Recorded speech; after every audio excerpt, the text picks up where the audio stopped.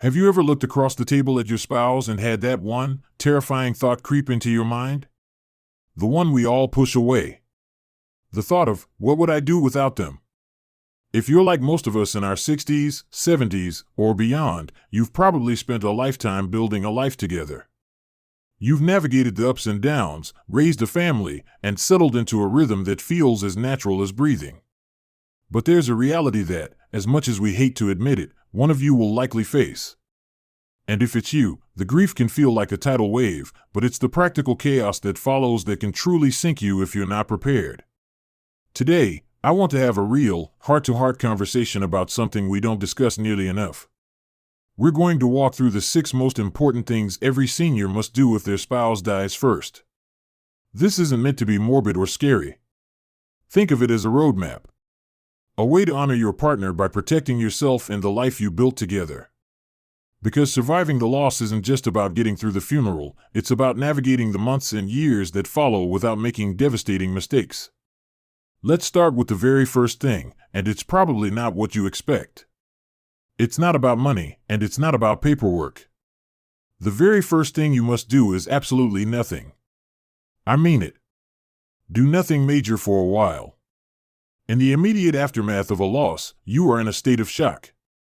Your brain is foggy, your emotions are raw, and you are physically exhausted. This is the absolute worst time to make life-altering decisions. Yet, this is precisely when well-meaning family, friends, or even strangers might start nudging you. They might suggest selling the house because it's too big for one person. They might encourage you to move in with them, or to simplify your life by giving things away. Here's the hard truth I need you to hear. For at least the first 3 to 6 months, your only job is to grieve, rest, and take care of your most basic needs. Put a freeze on all major financial and life decisions. The house that feels empty and overwhelming today might be the place where you feel closest to your memories in a year. The car that seems too big might be your lifeline to independence. Making a rushed decision based on temporary pain can lead to permanent regret. So, step 1 is a protective pause. Give yourself permission to just breathe. Eat when you can, sleep when you can, and let the world spin without you for a bit. That brings us to the second thing, and this one is about your financial survival. It's not about making big moves, but about understanding what you now have. Once the initial shock begins to fade, and you feel a little more clear-headed, it's time to locate the fortress. Your spouse likely handled certain things, the investments, the insurance, the passwords. If you were the one who handled everything, then you have a different kind of burden, the need to share. But for many couples, one person is the chief financial officer of the household. The second most important thing is to find and organize every single financial document. You need to become the CEO of your own life now. This means finding the will, the life insurance policies, bank statements, investment accounts, pension documents, Social Security paperwork, and the deed to the house. Look for the safe, the filing cabinet, the shoebox in the closet. You need to know what you own, what you owe, and what benefits you are entitled to. And this is where it gets really specific and really important. You need to make a series of phone calls, but not to a real estate agent. You need to call the Social Security Administration. There is a one-time death benefit of $255 that you are likely eligible for. But more importantly, as a widow or widower, you may be entitled to your spouse's Social Security benefits if they are higher than your own. You cannot get this money automatically, you have to apply for it. You also need to call their former employer's Human Resources Department. There may be a life insurance policy through work, or a pension plan with a survivor benefit that you didn't even know about. You also need to contact all insurance companies, health, auto, and home, to remove your spouse's name and understand how your premiums or coverage might change. This part feels overwhelming, I know. It feels like a second job when you're already emotionally drained. But knowledge is power, and in this case, knowledge is the money you need to survive. You don't have to do it all in one day. Make a list. Tackle one thing at a time. Just starting the process of gathering information is a huge step toward taking back control of your life. And once you have a clear picture of your finances, we can move on to the third essential step. This one is about your daily life and your safety, because the world suddenly feels very different when you're going home to an empty house. This step is all about creating a new support system and reevaluating your living situation for the short term. Now, I'm not talking about selling the house yet. Remember the pause? But I am talking about your immediate safety and well-being. When you've lived with someone for decades, you develop a rhythm. They're the one who hears the strange noise at night.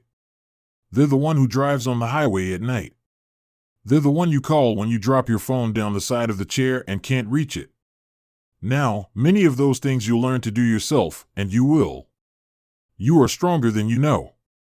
But in the beginning, you need to put a safety net in place. This might mean asking a neighbor if you can text them every morning, just a simple "I'm okay" message. It might mean investing in a simple medical alert system, even if you've never needed one before, just for the peace of mind. It definitely means making sure all the locks on your doors and windows work, and that you have good lighting outside. It also means rethinking your medication. If your spouse used to remind you to take your pills or organize your pill box, you need a new system. This is a common point of failure that can land you in the hospital. Use a simple weekly pill organizer. Set an alarm on your phone. Ask a pharmacist to put your prescriptions in easy-to-open bottles if dexterity is an issue. This phase is about acknowledging that your life has fundamentally changed, and it's okay to need help. It's not a sign of weakness, it's a sign of wisdom. You are building a new foundation for yourself, one brick at a time. And now that we've talked about giving yourself time to grieve, getting your financial house in order, and setting up a safety net for your daily life, let's move on to the next crucial step. This one is about your home and your future, and it requires a different kind of strength, the strength to ask for help and to begin thinking about what comes next. Now that you've given yourself that crucial time to pause, started gathering your financial documents, and put a simple safety net in place for your daily life, it's time to look at the space around you. The home you shared. This brings us to the fourth essential step, and it's one that often catches people off guard because it feels so practical, but it's deeply emotional. The fourth thing you must do is tackle the paper tiger and begin to gently reclaim your space. In every long marriage, there's an accumulation of stuff. But when you lose your spouse, that stuff isn't just clutter anymore. It's a minefield of memories. There's the pile of mail on the counter, some of it still addressed to them. There are their glasses by the recliner, their favorite coffee mug in the sink, their clothes in the closet. For a while, leaving those things untouched feels like keeping them alive. And that's okay. Don't rush this. But there's one part of this that you cannot ignore for too long, and that's the paperwork. The bills, the statements, the notices. This is the paper tiger I mentioned. It can grow quickly, and if left unchecked, it can cause serious problems like late fees, missed payments, or even identity theft if sensitive documents are just sitting out. So, here's a gentle way to approach it. Get a few boxes. Not trash bags, but sturdy boxes. Label 1 important documents, 1 shred, 1 taxes, and 1 memories. Start small. Maybe spend just 15 minutes a day going through the pile on the desk. If you find a birthday card from your grandkids that your spouse saved, that goes in the memories box. If you find an old bank statement from 10 years ago, that goes in the shred box.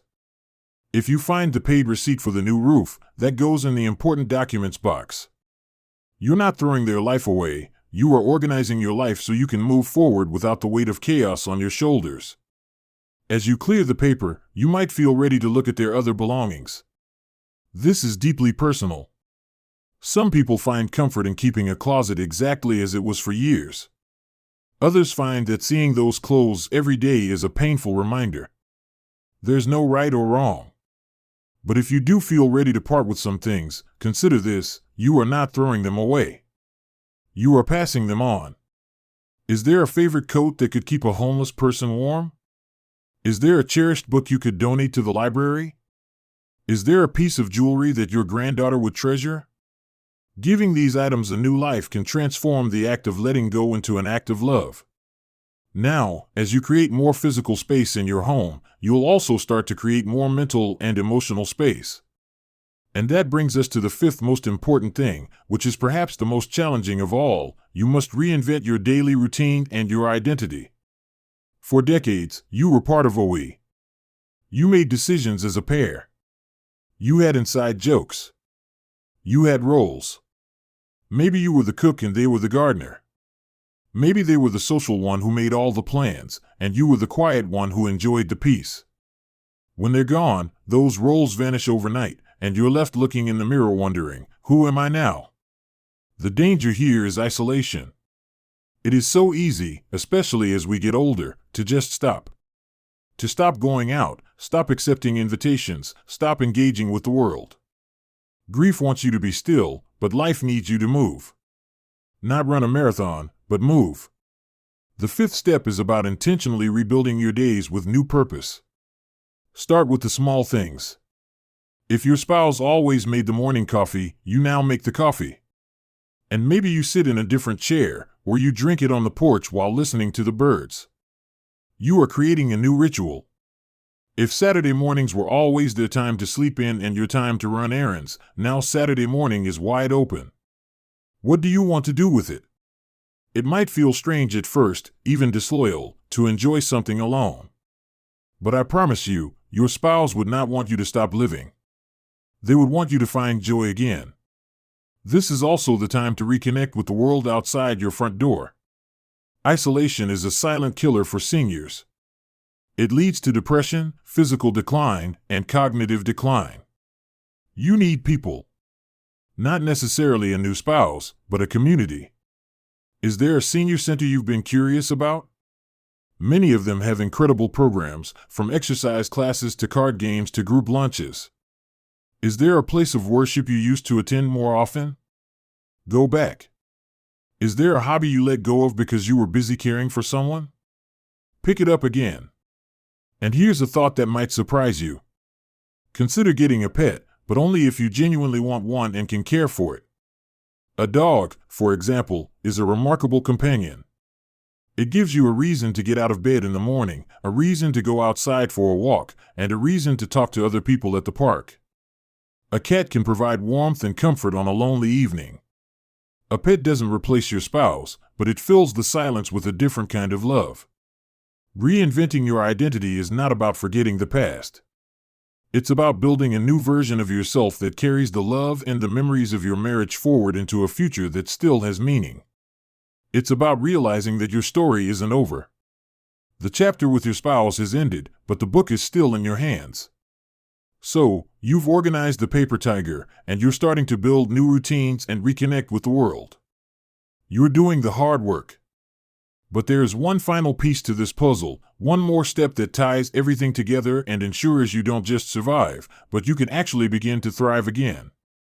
This last step is about your future, and it requires a different kind of courage, the courage to plan for a life you didn't expect to live alone. You've given yourself time to grieve. You've gathered your financial documents and started to understand what you have. You've put a safety net in place for your daily life.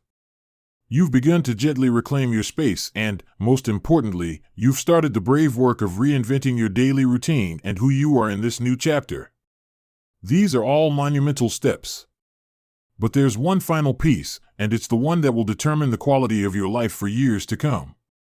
The sixth and final thing every senior must do if their spouse dies first is this: you must create a new vision for your future and put your own affairs in perfect order. I know, I just used the words future and affairs in order in the same sentence, and it might sound like I'm talking about two different things. But I'm not. This step is actually about freedom. It's about taking the lessons learned from your loss and using them to build a life that is both secure and fulfilling for you, right now. Let's start with the practical side, because this is the part that gives you the peace of mind to actually enjoy your new life. You've now seen firsthand what it's like to be the one left behind, to have to hunt for documents and figure out passwords. I want you to look at that experience as a gift of knowledge. Now, you have the chance to make sure your own children or loved ones never have to go through that same confusion and stress. This means it's time to get your own house in order. You need to create what I like to call a love letter for your loved ones, and that letter is a comprehensive file of your own life. It should include your will or trust, a list of all your accounts with passwords, your insurance policies, your burial wishes, and a list of people who need to be notified. Tell someone you trust where this file is. This isn't about being morbid, it's about being loving. It's the final gift you can give to your family, the gift of clarity during their time of grief. But here's where the magic happens. Once you've done that practical work, a huge weight lifts off your shoulders. You've faced the worst, and you've prepared for it. Now, you're free. You're free to focus entirely on the here and now. And that brings us to the beautiful part of this final step, creating a new vision. For so long, your life was intertwined with another person's dreams and timelines. Maybe there were places you always wanted to go, but your spouse wasn't a traveler.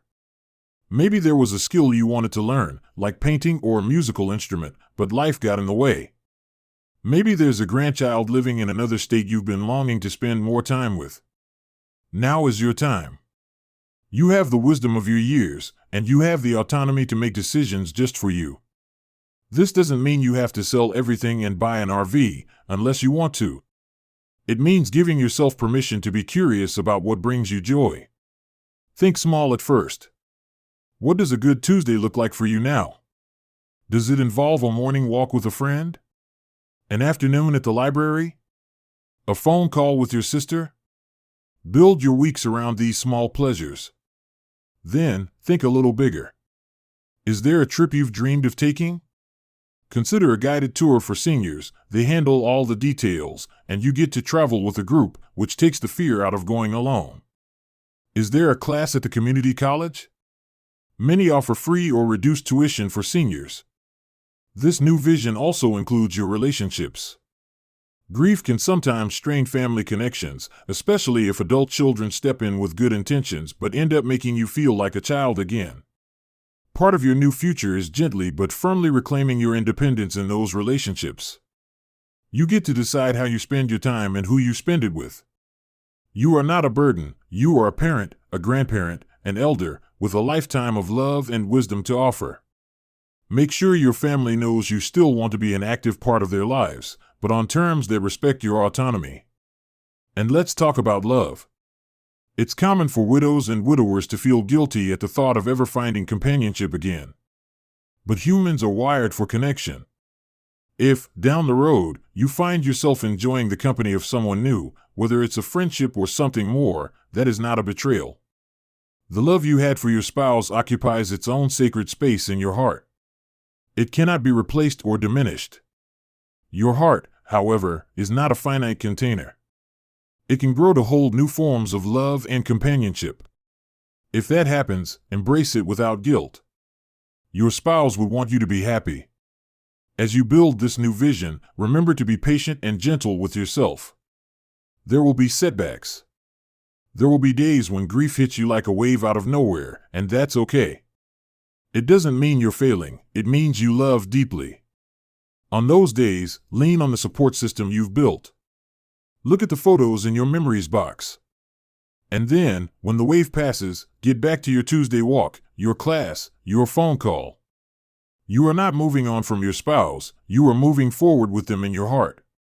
So, here we are at the end of our time together today.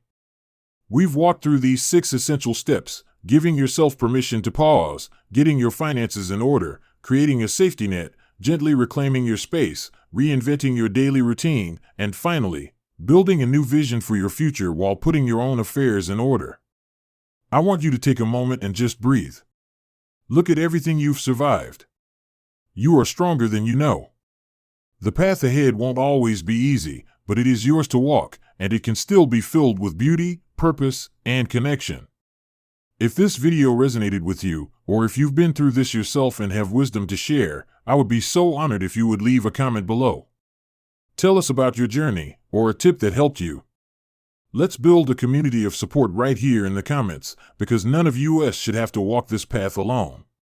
And if you found this helpful, please consider liking this video and subscribing to the channel. I create these conversations for people just like us, navigating the beautiful and challenging journey of getting older with grace and strength. Tap the bell icon so you don't miss the next one. Until next time, be gentle with yourself, hold your memories close, and keep looking forward. Here's to living your best life at any age. Take care.